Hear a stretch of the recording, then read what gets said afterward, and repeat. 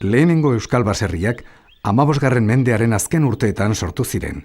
Erdiaroko etxola zaharrak zeuden leku berean eta haien izena aldatu gabe. Gipuzkoako lehen baserriak arotz lan konplexuak dira. Barruan, sukaldea, logelak, ukulua, ganbara edo mandioa dituzte. Baina guztietan, abedolare handia zen eraikinaren bihotza, sagardoa egiteko erabiltzen zutena. Dolare handiaien aritzezko abeek ezartzen zuten etxearen garaiera eta luzera. Obra maisua adituek eraiki zituzten eta arau eta proportzio bertsuen arabera egiten zituzten guztiak. Zura landu eta talak elkarretaratzeko teknika batzuk Alemaniako hegoaldetik ekarriak ziren. Baina dolarearen mekanismoa erromatarrek aspaldi asmatua zen. Europan erdiaroko kristau monasterioetako sotoetan irautzuena, baina Europa osoan beste inon gertatu etzen zerbait gertatu zen gure artean.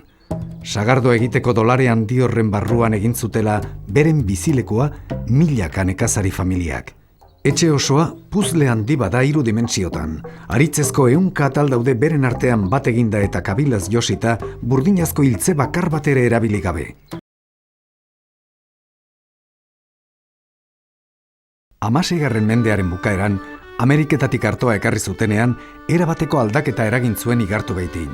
Aurreko aldeari atxikita, zurezko ganbara handi bat egin zuten goiko solairuan eta ataripe luze irekia geratu zen azpian. Aldi berean, handiagotu egin zituzten logelak, ukulua eta alboetako lehortegiak.